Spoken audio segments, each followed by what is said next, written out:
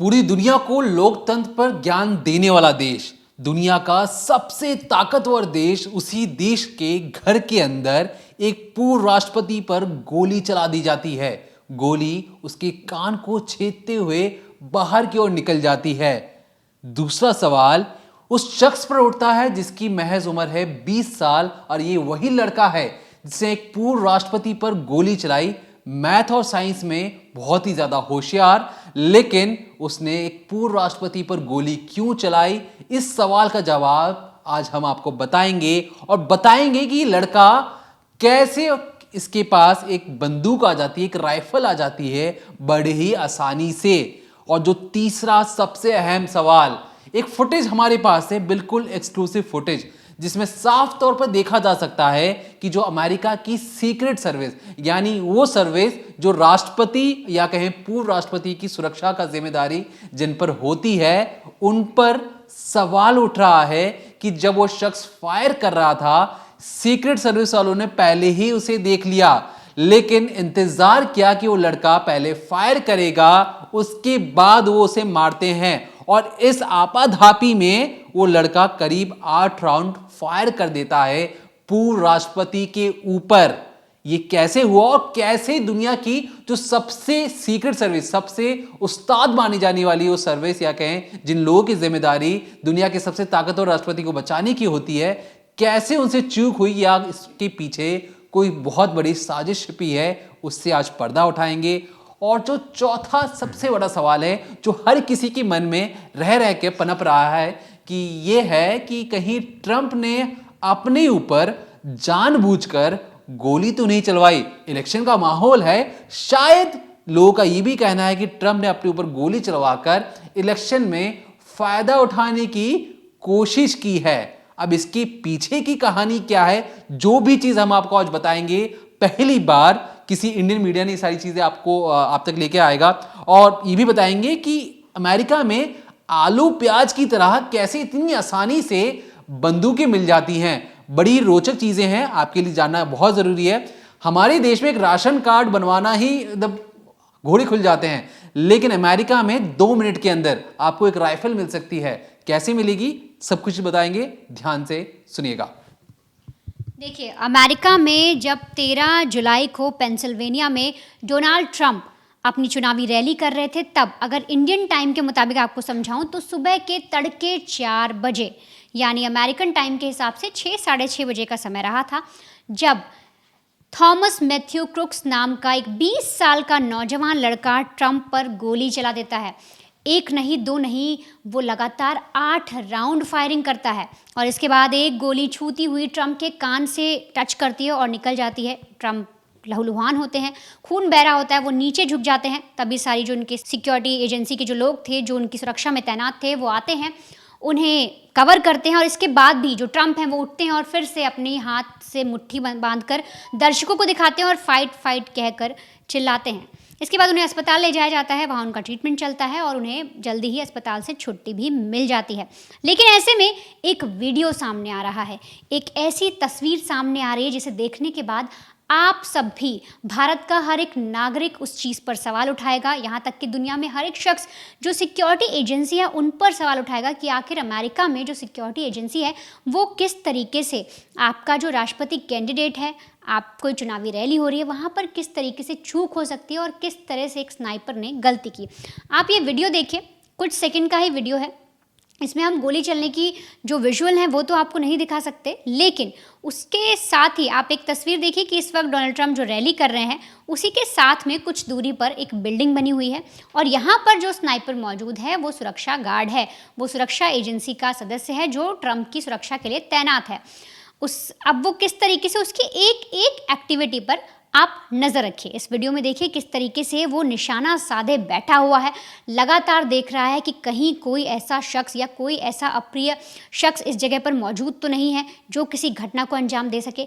लेकिन तभी कुछ सेकंड आगे बढ़ने के बाद इस वीडियो में आप देखते हैं कि वो अपना जो नज़रें है वो उस गन से, उस जो लेंस है वहाँ से हटाता है और सीधे सामने की तरफ देखता है, और इस वक्त उसे सामने की तरफ वही शख्स दिखता है जिसने ट्रंप पर गोली चलाई। और इतनी देर में, जितनी देर में ये जो स्नाइपर है जिसको आप देख रहे हैं इस वक्त फुटेज में, ये अपनी लेंस से नज़रें हटाता है और सामने वाली बिल्डिंग की तरफ देखता है जो करीब 400 फीट दूर थी, तब तक जो थॉमस, जो 20 साल का लड़का था, वो 400 फीट की जो दूरी पर बिल्डिंग थी उस पर बैठा होता है। वो असॉल्ट राइफल 15 से लगातार 3 बार फायरिंग कर देता है ट्रंप पर। और जब ये चीज़ देख लेता है स्नाइपर, इस वीडियो में भी आप देख रहे हैं, उसने बड़े आराम से ये चीज़ देख ली है कि हाँ सामने कोई बैठा है और उसने गोली चला दिया, तब वो एक्टिव होता है और इसके बाद वो फायरिंग करना शुरू करता है। और इस दौरान भी जो लड़का है वो 3 राउंड फायरिंग करने के बाद रुकता नहीं, वो फिर से 5 राउंड फायरिंग और करता है और टोटल हो जाती है 8 राउंड की फायरिंग। और इसी में ट्रंप को एक गोली लग जाती है जो उनके कान से होकर गुजरती है। और इस वीडियो में ये चीज़ साफ तौर पर देखी जा रही है, अगर किसी ने भी बारीकी से वीडियो देखा है तो साफ तौर पर ये दिखाई दे रहा है कि जो सुरक्षा एजेंसी का जो गार्ड था, जो वहां पर तैनात था, जिसे ट्रंप के लिए सुरक्षा में लगाया गया था, उससे चूक होती है। वो देख लेता है कि सामने एक शख्स है जो गोली चलाने की कोशिश कर रहा है, लेकिन पहले वो उसे देखता है, समझता है, और जब तक वो 3 राउंड फायरिंग हो जाती है तब जाकर वो अपनी तरफ से अटैक करता है, तब वो गोली चलाता है। और फिलहाल जो 20 साल का थॉमस मैथ्यू क्रुक्स है, उसको जो सुरक्षा एजेंसी हैं वो मार गिराती हैं, क्योंकि उसने ट्रंप पर अटैक किया था। लगातार उसको कवर किया जाता है, ट्रंप को कवर करने के बाद उस पर अटैक किया जाता है और उसकी मौत हो जाती है। और उस पूरे घटनाक्रम में एक दमकल विभाग के जो कर्मचारी हैं उनकी भी मौत हो जाती है, जिनकी उम्र 50 साल बताई जा रही है। लेकिन अब बात करते हैं उस शख्स की जिसने ट्रंप पर गोली चलाई, क्योंकि कहा जा रहा है कि वो कोई और नहीं बल्कि ट्रंप की जो पार्टी रिपब्लिकन पार्टी है उसका एक रजिस्टर्ड रिपब्लिकन था। ये कई जो अमेरिकन जो न्यूज़पेपर हैं, जो दुनिया की जो मीडिया है, वो तमाम इस तरीके के दावे कर रही हैं कि वो एक रजिस्टर्ड रिपब्लिकन था। दरअसल जो थॉमस मैथ्यू क्रुक्स है वो 20 साल का उसकी उम्र थी। वो पेंसिल्वेनिया के पिट्सबर्ग का रहने वाला था, और तो और जिस जगह पर इस घटना को अंजाम दिया गया वहाँ से करीब 70 किलोमीटर दूर ही उसका घर था। और उसके पास जो सेमी ऑटोमेटिक AR-15 है, असॉल्ट राइफल है, वो उसके पिता के द्वारा आई। दरअसल आज से 6 महीने के आसपास उसके पिता ने ये राइफ़ल खरीदी थी और इसी से उसके घर में उसने ये राइफ़ल रखी देखी और उसने उसी से अटैक किया। वही राइफ़ल लेकर वो गया था ट्रंप पर हमला करने के लिए। और साथ ही साथ जो मैथ्यू है वो 2022 में बेथल पार्क हाई स्कूल से उसने ग्रेजुएट किया, और तो और उसका दिमाग भी काफ़ी तेज़ है, वो पढ़ने में भी काफ़ी होशियार था। उसने मैथ्स और साइंस की प्रतियोगिता में $500 का प्राइज़ भी जीता था। और इसके बाद वो एक नर्सिंग होम में किचन के अंदर काम करने लगा। लेकिन ट्रंप पर गोली चलाने के बाद उसके बारे में और ज़्यादा रिसर्च की गई और ज़्यादा पता किया गया, तो बहुत सारी चीज़ें निकल कर सामने आई। दरअसल एक पेज का नाम मैं आपको बताती हूँ, ये डेमोलिश रैंच है। ये अमेरिका का एक यूट्यूब चैनल है। यहाँ पर जो वीडियोज़ अपलोड होते हैं वो इस तरीके के होते हैं कि उसमें बताया जाता है विस्फोटक कैसे बनते हैं, गन कैसे काम करती है, गन चलाई कैसे जाती है। तो तमाम जो इस तरीके की चीज़ें हैं वो उस तरह के कंटेंट इस चैनल पर अपलोड किए जाते हैं। और जो मैथ्यू है उसने इसी चैनल की टी-शर्ट पहनी थी, जिससे जो सुरक्षाकर्मी हैं, जो पुलिस वाले हैं, ये अंदाज़ा लगा रहे हैं कि इसने हो ना हो इसी चैनल को देखकर कई सारी चीज़ें सीखी। उसने सीखा कि बॉम्ब क्या होता है, कैसे अटैक करता है, बंदूक कैसे चलती है। तो उसने इसी सब चीज़ों से ये चीज़ सीखी और फिर ट्रंप पर अटैक किया। और साथ ही साथ क्योंकि उसको जो बंदूक थी वो भी बड़ी आसानी से मिल गई। और अगर उसके स्कूल की बात करें मैथ्यू के, तो वहाँ पर उसके दोस्तों से जब बात की गई, जो उसके साथ क्लासमेट उसके साथ पढ़ते थे, तो उन्होंने बताया कि वो काफ़ी लोनर था, अकेले रहना पसंद करता था, ज़्यादा किसी से बात नहीं करता था, हमेशा चुप चुप रहता था, और तो और लोग उसे बुली भी करते थे। तो एक ये भी रीज़न लगाया जा रहा है कि शायद वो दुनिया से कटा हुआ था, वो अंदर ही अंदर उसके अंदर नफरत पैदा हो रही थी, उसे कुछ चीज़ें सही नहीं लग रही थी, वो दुनिया से एक तरीके से उसे ऐसा लगने लगा था कि दुनिया उससे कट ऑफ है, कोई उससे बात नहीं कर रहा। तो ये भी उसके मन में पनप रहा था। लेकिन अब ऐसे में सबसे बड़ा सवाल उठता है कि हर बच्चे के हाथ में गन कैसे पहुंच जाती है। क्या ऐसी वजह है जिसकी वजह से अमेरिका में जो गन है वो बड़ी आसानी से हर किसी को मिल रही है। थॉमस के जो पिताजी हैं उन्होंने भी गन खरीद ली, जिसकी वजह से थॉमस ने ट्रंप पर अटैक किया।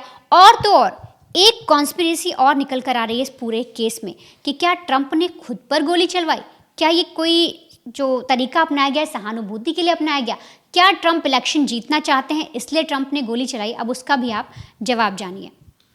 देखिए, जिस तरीके से वर्णिता ने बताया कि जो लड़का था इसके पिता के द्वारा इसे राइफल मिलती है, लेकिन जो हमारा पहला सवाल था वो सवाल तस का तस है कि जो सीक्रेट सर्विस है, यहाँ की जो सुरक्षा एजेंसियां हैं, उन पर सवाल उठाना लाजमी है। दरअसल कुछ लोग जो वहाँ पे पहले से खड़े थे, उन्होंने ये कहा कि देखिए, हमने एक शख्स को देखा है जो छत पर राइफल लेकर जा रहा है। उस शख्स ने बाकायदा इंटरव्यू देकर कई मीडिया चैनल्स को हर जगह बताया कि उसने सुरक्षा एजेंसी, सीक्रेट सर्विस, पुलिस वालों, हर किसी को बताया कि एक शख्स है जो बंदूक लेके या कहें राइफल लेके जा रहा है छत की ओर, आप जाके उसे पकड़िए। लेकिन कुछ भी नहीं किया जाता। जिस तरीके से अगर वनिता ने बताया कि 400 फीट की दूरी थी, उसको मैं और आसान शब्दों में आपसे कह दूं, महज 120 मीटर या कहें लगभग 100 मीटर दूर एक घर है जहां पे एक शख्स बकायदा राइफल ले जाते हुए नजर आता है। पुलिस वालों तक को बताया गया, सुरक्षा एजेंसियों को बताया गया, सीक्रेट सर्विसेज को भी बताया जाता है, लेकिन कुछ नहीं किया जाता। और जो वनिता ने बताया कि जिस तरीके से फुटेज में भी दिखाई दे रहा है कि सीक्रेट सर्विस वाले देख रहे हैं, लेकिन शायद वो इंतजार कर रहे थे कि सामने से कोई फायर करे, तब जाके वो वहां पर फायर करे। इसलिए सवाल उठना बनता है। लेकिन सवाल हम उस पर उठाएं उससे पहले हम आपको कुछ चीजें बताना जरूरी है। ये जो लड़का है, इस लड़के के पास AR-15 राइफल थी, क्या कहें असॉल्ट राइफल। असॉल्ट राइफल जो एक तरीके से फौजी बंदूक होती हैं, जो अमेरिकी फौज अक्सर इस्तेमाल करती है। इसकी जो रेंज होती है, वो रेंज होती है लगभग 400 से 500 मीटर दूर, या कहें आधा किलोमीटर दूर तक इसकी रेंज ठीक ठाक जगह लग जाएगी। पहली चीज। दूसरी चीज कि जब इससे आप निशाना लगाते हो, तो जैसे मान लीजिए कि कोई भी आप जहां निशाना लगा रहे हो, बीचों बीच निशाना नहीं लगेगा। लगभग जैसे मान लीजिए इतनी दूरी पर, जो जिस तरीके से मैं आपको दिखाने की समझाने की कोशिश भी कर रहा हूं, इतनी दूरी पर निशाना यहां पे भी लग सकता है, यहां पर भी लग सकता है, यहां पर भी लग सकता है और यहां पर भी लग सकता है। असॉल्ट राइफल में निशाना लगाने की प्रैक्टिस नहीं की जा सकती, क्योंकि उसका सटीक निशाना नहीं लगता है। अगर यही राइफल एक स्नाइपर राइफल होती तो निशाना बिल्कुल सटीक लगता, बीचों बीच लगता।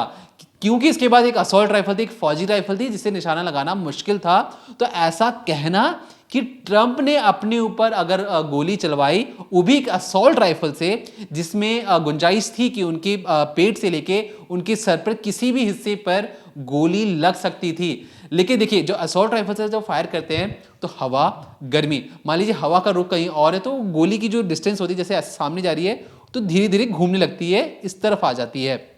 अब ट्रंप को गोली कहां लगी? ट्रंप को गोली लगी कान के इस तरफ। तो हो सकता है जिस तरीके से असॉल्ट राइफल से निशाना बनाया गया हो कि उनके सिर पे गोली चलाने का, लेकिन ट्रंप ने इधर उधर किया हो और गोली जाकर कान के तरफ से निकल जाती है।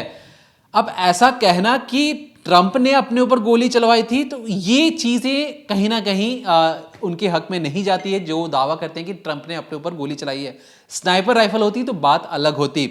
अब ऐसा हम क्यों कह रहे हैं कि 20 साल के लड़के के पास इतनी आसानी से बंदूकें आ गई?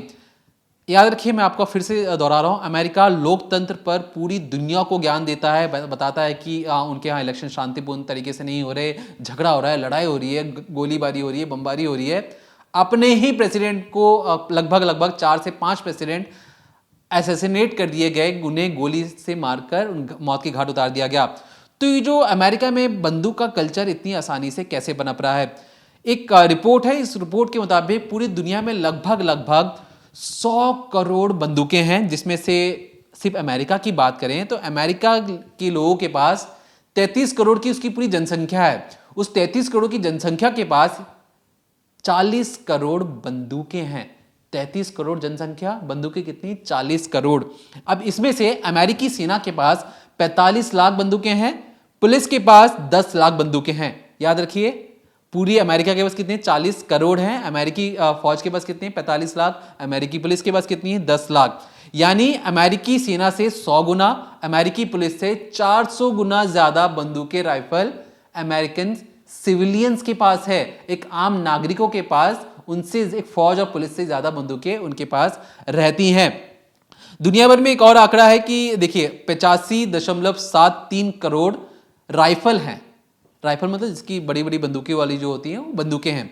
इनमें से लगभग 40 करोड़ से ज्यादा बंदूकें और राइफल तो अमेरिकियों के पास है। मतलब पूरी दुनिया का लगभग 46% जो बंदूकें रखने का जो मामला है, वो सीधे तौर पर अमेरिकियों के पास है। अब यही शायद वजह है कि उनके यहाँ प्रेसिडेंट अक्सर उन्हीं के लोग आराम से मार देते हैं और उनके पता भी नहीं चल पाता। अब हम ये ऐसा क्यों, जैसे जिस तरीके से मैंने आपको पहले ही समझाया कि अमेरिका में किसी आलू प्याज की तरह खरीदने की तरह है बंदूकें, तो इसमें कुछ स्टेप्स हैं। मैं आपको बताने की कोशिश करूंगा कि इतनी आसानी से बंदूकें कैसे मिल जाती हैं और स्टेप क्या हैं। आपको सुन के शायद हंसी आए कि 2 स्टेप इतनी आसानी से कैसे बंदूकें मिल जाती हैं। स्टेप सुन लीजिए, उसके बाद आपको और हंसने का मन करेगा। पहला स्टेप है आपका बैकग्राउंड चेक करना। दूसरा स्टेप क्या है? दूसरा स्टेप है आप जाके सीधा बंदूक खरीद लीजिए। बाकी कोई ज़्यादा ऐसे घुमावदाव नहीं है कि घोड़े खोल रहे डॉक्यूमेंट पेश कीजिए, कुछ नहीं है। अब मान लीजिए आप अमेरिका के नागरिक हैं, आप अमेरिका में जा रहे हैं और वहाँ पे आपको कार्ड कोड भी मिल गया कि आप अमेरिका में रहने लगे हैं। तो देखिए, बंदूक खरीदने की उम्र रखी गई है 18 और बेचने की उम्र रखी गई है 21 साल। ये जो लड़का था उसकी उम्र थी 20 साल। अच्छा, कागज पर सोशल सिक्योरिटी एक नंबर होता है। जिस तरीके से आपके आधार कार्ड का एक नंबर होता है, अमेरिका के लोगों के पास एक सोशल नंबर होता है। उस नंबर को आपको बताना होगा जिस भी दुकान पर आप जाते हैं और मांग भी लिया जाता है। फिर कुछ सवाल पूछे जाते हैं। ये सिर्फ 4 सवाल के जवाब दीजिए। बंदूक आपके हाथ में, कोई भी बंदूक किसी वक्त, और आधी रात को लीजिए, दिन में लीजिए, कोई ऐसे बंदिशें नहीं है। पहला पूछा जाता है कि क्या आपको कभी किसी अपराध में दोषी पाया गया है? सवाल पूछे जाते हैं। क्या आपको कभी घरेलू हिंसा या जैसे अपराध के लिए दोषी ठहराया गया है? दूसरा सवाल। क्या आप गांजे, चरस या किसी अन्य ड्रग्स के मामले में या किसी मामले में आप कहीं पकड़े गए हैं या उसके आदी हैं? तीसरा सवाल। चौथा सवाल, क्या आप कभी किसी मानसिक संस्थान से जुड़े हैं या मान लीजिए मेंटल अस्पताल में आप कहीं गए हो? तो ये 4 सवाल। ये 4 सवाल में मान लीजिए आप सबने कहा कि नहीं मेरा कुछ भी नहीं, ये नहीं है। फिर क्या किया जाता है? जो आपका सोशल आईडी नंबर है उसे एक सिस्टम में डाला जाता है, चेक किया जाता है कि आपके खिलाफ कोई आपराधिक बैकग्राउंड है या नहीं है। महज 2 मिनट लगते हैं, 120 सेकंड लगते हैं ये पता लगाने में कि आपके खिलाफ कोई आपराधिक मामला दर्ज है या नहीं है पूरे अमेरिका में। दूसरा स्टेप पे आ जाते हैं। सब कुछ पता लग गया, आपका बैकग्राउंड चेक हो गया। बहुत आसान है। जिस तरीके से आप फिंगरप्रिंट लगाते हैं और आपको आजकल सिम कार्ड बड़ी आसानी से मिल जाता है, कुछ इसी तरीके, उससे भी आसान तरीके से अमेरिका में बंदूकों के मामले में बैकग्राउंड चेक किया जाता है। और इसके बाद दूसरे स्टेप में आपको कुछ करना नहीं है, अपना बटुआ निकालना है, पैसे के सामने रखने हैं, बंदूक आपका मनपसंदीदा आपके हाथ में आ जाएगा। उसके बाद आप जाइए, बाहर जाइए। और जिस तरीके से फैशन बन गया है कि अमेरिकियों में कभी स्कूल में गोलीबारी कर देना, अपने पूर्व प्रेसिडेंट के ऊपर गोली चलवा देना, और अमेरिकियों का तो इतिहास ही रहा है कि अपने प्रेसिडेंट, लगभग 4 से 5 प्रेसिडेंट पर गोली मारी गई, उन्हें मौत के घाट उतारा गया। अब ये चीज़ें इसलिए अहम हो जाती है क्योंकि अमेरिकियों की 1/3 अमेरिकियों के पास कहते हैं बंदूकों का लाइसेंस है। और ये जो सारी चीजें मैं बता रहा हूं, 1/3 ये ऑफिशियल आंकड़ा है। अनऑफिशियल हर बच्चे के पास शायद बंदूक हो। वहां पर बंदूक रखना तो फैशन बन गया है। जिस तरीके से एक आम भारतीय एक बटुआ रखता है अपने जेब के अंदर, शायद अमेरिकी बंदूक रखते हैं, क्योंकि बंदूक रखना एक फैशन बन गया है। छोटी मोटी बंदूकों की बात नहीं हो रही है। जिस तरीके से आप राइफल देख रहे हैं, इस तरीके की बड़ी बड़ी राइफलें, गन तक उनके पास मिलते हैं, हथियार, ग्रेनेड तक उनके पास रखे रहते हैं और मौजूद रहते हैं। इसके पीछे भी बहुत ज़्यादा कहानी है कि भैया अमेरिकियों के पास बंदूकें क्यों इतनी ज़्यादा पसंद आती हैं। इसका इतिहास भी बहुत लंबा चौड़ा है, तो वीडियो किसी दिन हम आपको जरूर बताएंगे कि इस बंदूकों के रखने के पीछे उनका मकसद क्या है। लेकिन जो आम तर्क ये दिया जाता है कि देखिए, संविधान को बचाने के लिए, और दूसरी तरफ की अमेरिकियों के आसपास जंगल बहुत ज़्यादा है, वहाँ पे जानवर बहुत निकलते हैं, तो उनको मारने के लिए, अपना बचाव करने के लिए ये बंदूकें रखे जाते हैं। और जिस तरीके से आत्मरक्षा के लिए कि अगर मुझे मेरे हाथ में कोई घर पे चोर आ गया या कोई मुझे मारने की कोशिश कर रहा है, तो उसके लिए रखा जाता है। खेल और मनोरंजन के लिए रखा जाता है। शिकार पर निकलते हैं अमेरिकी, हर सैटरडे संडे वहाँ पे जाके शिकार करते हैं, इसके लिए भी दिया जाता है। और जो सबसे बड़ा फैक्टर मैं आपको बताना भूल गया, बताना यह था कि अमेरिकियों की जो पूरी अर्थव्यवस्था है वो हथियार बेचने, खरीदने, उसकी मेंटेनेंस करने पर ही टिकी हुई है। अमेरिकी पूरी दुनिया को हथियार बेचते हैं, टैंक से, मिसाइल से लेकर गोले बारूद तक, और अमेरिकी खुद अपने घर में हथियार ना बेचे, ये कैसे हो सकता है? इसलिए कहा जाता है कि पूरी दुनिया के लगभग 50% राइफल और बंदूकें अमेरिकियों के पास ही है। लेकिन सवाल ये, जो हम वापस अपने टॉपिक पे आते हैं, कि ट्रंप क्या इस पूरी साजिश में अपने चुनाव का जितवाने की कोशिश कर रहे थे, लोगों से सहानुभूति चाहते थे? कई सारे और तर्क हैं। आपको राइफल वाला जो हमने चीज बताया कि देखिए, अगर ट्रंप अपने आप को मरवाते तो स्नाइपर से मरवाते, जो असॉल्ट राइफल से नहीं, क्योंकि असॉल्ट राइफल की निशाना सटीक नहीं होता। 2 और चीजें हैं जो उनके हक में शायद जा रही हैं या नहीं जा रही हैं। वीडियो के आखिर तक आपको ये भी समझ में आ जाएगा। देखिए, इस वक्त तमाम तरीके की जो मीडिया है वो ये सवाल कर रही है कि क्या कहीं ट्रंप ने खुद को खुद ही निशाना तो नहीं बनवा लिया। ये पूरी उनकी सोची समझी साजिश तो नहीं है ताकि वो होने वाले जो इलेक्शन है उसमें फिर से चुनाव जीत कर अमेरिका के राष्ट्रपति बन जाएं। जिसमें सबसे पहला सवाल यही उठा, जैसे दीपक ने बताया, कि उन्होंने असॉल्ट राइफल से क्यों अटैक करवाया। अगर ट्रंप को अपने ऊपर हमला ही करवाना था तो वो किसी ऐसे शख्स को चुनता जो स्नाइपर गन चला सकता है, क्योंकि जो स्नाइपर गन होती है उसका जो निशाना है बिल्कुल सटीक होता है और वो एक बार में एक राउंड ही फायरिंग करती है और इस वजह से उसका निशाना बहुत सटीक है। और असॉल्ट राइफल से जिस शख्स ने हमला किया, अगर उसमें जरा भी चूक हो जाती तो निशाना चूक जाता और ट्रंप की मौत भी हो सकती थी। लेकिन ऐसे में और भी कई सारी बातें सामने आ रही, जैसे कि कुछ लोगों का ये भी कहना है कि चुनाव जीतने के लिए उन्हें सहानुभूति चाहिए, ट्रंप को एक दया चाहिए, सहानुभूति चाहिए ताकि उन्हें बाइडेन से ज़्यादा वोट मिल सकें और इसलिए उन्होंने अपने ऊपर हमला करवाया। लेकिन अगर इसका हम आपको जवाब दें तो कुछ फैक्ट्स आपके सामने रखते हैं। दरअसल पिछले महीने ही अमेरिका में डोनाल्ड ट्रंप और बाइडेन के बीच, जो इस वक्त राष्ट्रपति हैं बाइडेन, उनके बीच में एक डिबेट कराई गई थी, जिसमें जब डिबेट का पूरा कंक्लूजन निकला और लोगों से राय मांगी गई तो उन्होंने 67% लोगों ने डोनाल्ड ट्रंप को वोट दिए। उनका मानना था कि डोनाल्ड ट्रंप ने जो अपनी बातें रखी वो सटीक है और अमेरिका के हित में है, जबकि सिर्फ 33% लोगों ने बाइडेन का साथ दिया। इसके अलावा CNN, जो वहाँ का एक न्यूज़ चैनल है, वो भी अपना हर साल या जब भी इलेक्शन आते हैं पोलिंग करवाता है, तो उसमें भी 75% जो पोल हुआ था उसमें 75% लोगों ने ट्रंप को चुना था, जबकि 25% के लोग ही बाइडेन के साथ थे। और लगातार इस तरीके की चीज़ें होती रहती है, इस तरह की पोलिंग कराई जाती है। और इस बीच जो अमेरिका में जैसा सिनेरियो बन रहा है, जो इलेक्शन कैंपेन चल रहे हैं, उसमें सबसे बड़ी तादाद में ट्रंप के यहाँ पर जो लोग जा रहे हैं, जो उनकी रैली में शामिल हो रहे हैं, और तो और ट्रंप को वोट देने के लिए भी जो लोगों का परसेंटेज है वो बढ़ रहा है। तो इसीलिए इसमें एक तर्क निकल कर आता है कि ऐसे में ट्रंप को खुद पर गोली चलवाने की कोई ज़रूरत नहीं थी। अब बात करते हैं सबसे अहम वजह की। लोगों का कहना है, मीडिया का भी कहना है, कई तरीके के अमेरिकन मीडिया भी इस तरीके से चीज़ें लिख रही हैं कि ट्रंप ने खुद ही गोली चलवाई। तो यहाँ पर सबसे बड़ा सवाल ये उठता है कि अगर ट्रंप ने गोली खुद ही चलवाई तो क्या उनके साथ जो 24 घंटे 75 सिक्योरिटी एजेंट उनके साथ चलते हैं, क्या उन्हें भनक नहीं लगी? क्योंकि ये जो भी सिक्योरिटी एजेंट्स हैं वो ट्रंप के खुद के नहीं हैं, ये अमेरिकन सरकार के हैं, उनके द्वारा दिए गए हैं, क्योंकि वो प्रेसिडेंशियल एक इलेक्शन में खड़े हुए हैं, वो रैली कर रहे हैं और इसीलिए इन्हें ये गार्ड दिए गए हैं। और तो और जो स्थानीय पुलिस होती है, FBI होती है, उनका भी फ़र्ज़ होता है कि जब इलेक्शन होते हैं, जैसे हमारे यहाँ होता है कि पुलिस और जो भी हमारे सुरक्षा फोर्सेज है सारे एकदम से एक्टिव हो जाते हैं, ऐसे ही वहाँ पर भी जो FBI है, जो आम पुलिसकर्मी हैं, साथ ही साथ जो स्पेशल फोर्सेज लगाई गई हैं, वो सब एक्टिव होती हैं। तो अगर ट्रंप खुद पर अटैक करवाते या किसी बंदे को हायर करते कि भाई मैं आपको इतना पैसा दे रहा हूँ, आपको मुझ पर इस तारीख को ऐसे गोली चलानी है, मैं बच जाना चाहिए, तो क्या जो सिक्योरिटी सुरक्षा कर्मी थे वहाँ पर जो मौजूद थे उन्हें पता नहीं लग रही थी जो ट्रंप है वो कब कहाँ जा रहे हैं, किससे मिल रहे हैं, किसके साथ उठ बैठ रहे हैं, कैसे कहाँ पर क्या खा रहे हैं, ये हर एक चीज़ पर नज़र रखती है सुरक्षा एजेंसी। तो ऐसे में अगर ट्रंप इतनी बड़ी कोई डील कर रहे होते तो क्या उनको भनक नहीं लगती? क्योंकि जो फैक्ट है वो ये कहता है कि जो एक्स प्रेसिडेंट थे, माफ़ करिएगा, डोनाल्ड ट्रंप जो अमेरिका के एक्स प्रेसिडेंट थे, वो उनके साथ हमेशा, जब आप देखिए कोई सिक्योरिटी चलती है तो ऐसे में 75 उनको दिए गए हैं सुरक्षाकर्मी जो हमेशा उनके साथ मौजूद रहते हैं। तो ऐसे में अगर कोई ऐसी बड़ी डील कर रहे होते ट्रंप तो उन्हें पता होता, और इसलिए ये तर्क भी यहाँ पर खारिज होता है, ये तरीके की बातें भी यहाँ पर खारिज होती हैं जो लोग ये कह रहे हैं कि ट्रंप ने खुद पर खुद ही गोली चलवाई। और इस तरीके से कई सारे कयास भी लगाए जा रहे हैं, बहुत सारी कॉन्स्पिरेसी बन रही है, कुछ लोग जो विपक्षी पार्टी है उन पर भी आरोप लगा रहे हैं। बहुत सारे लोगों का कहना है कि आखिर उस शख्स ने गोली क्यों चलाई, और अब तक सबसे बड़ा सवाल है कि आखिर जो मैथ्यूज़ था उसने गोली क्यों चलाई, क्योंकि वो तो खुद रजिस्टर्ड रिपब्लिकन पार्टी का बताया जा रहा है। वो एक तरीके से लोगों का ये भी कहना है कि आखिर उसने अगर ट्रंप पे गोली चलाई तो कोई बहुत ही बड़ी वजह भी रही होगी। देखिए, ट्रंप पर गोली चलवाई उस शख्स की मौत भी हो जाती है, घर से गोले बारूद हथियार बरामद भी होते हैं। कहा जाता है कि मैथ ओलंपियाड में उसे कई स्कॉलरशिप $500 का स्कॉलरशिप, अगर मैं इसको समझाने की कोशिश करूं तो लगभग 40 से 45 हज़ार रुपये इसे स्कॉलरशिप मिला था सरकार की तरफ से, क्योंकि इसने पढ़ाई अच्छी की थी।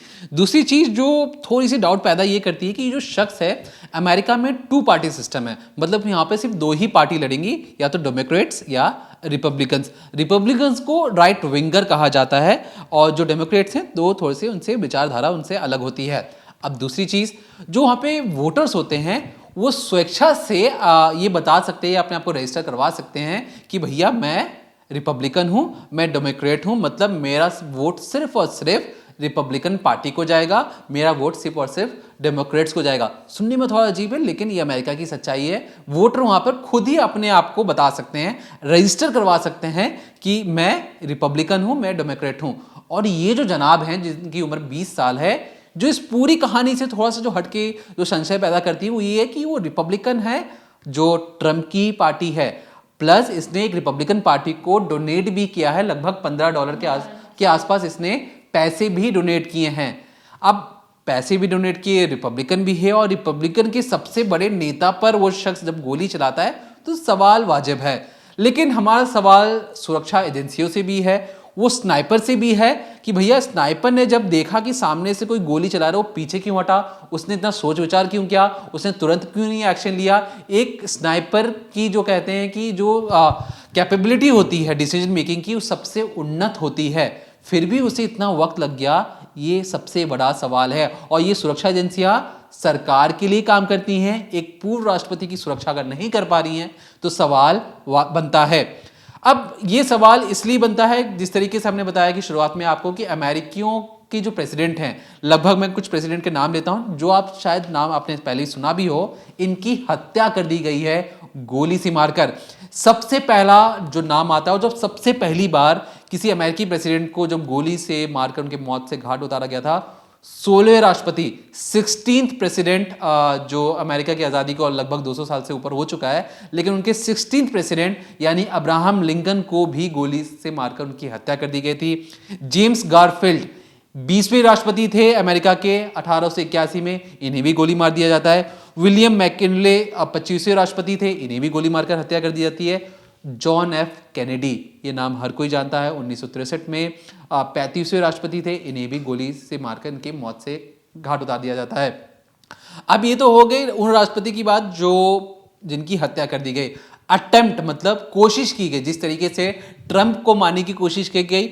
मैं बाकी सबके नाम, कैंडिडेट के नाम नहीं बताता, लेकिन राष्ट्रपतियों के नाम बताता हूं जिन्हें गोली मारने की कोशिश की गई।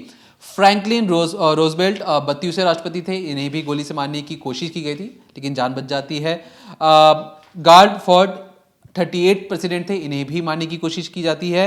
रोनाल्ड रीगन 1981 में 40वें राष्ट्रपति बनते, इन्हें भी मारने की कोशिश की जाती है। और जो सबसे ताज़ा नाम है, जॉर्ज डब्ल्यू बुश 2005 में 43rd प्रेसिडेंट थे, इन्हें भी जब एक रैली में भाग ले रहे थे तो इन पर एक शख्स ने हथगोला ही फेंक दिया, हथगोला से मतलब ग्रेनेड ही फेंक दिया। किस्मत थी ग्रेनेड फटा नहीं, उनकी जान बाल बाल बच गई। तो ये है अमेरिका की सच्चाई जो पर्दे की पीछे थी, अब तक बाहर नहीं आ पाई थी।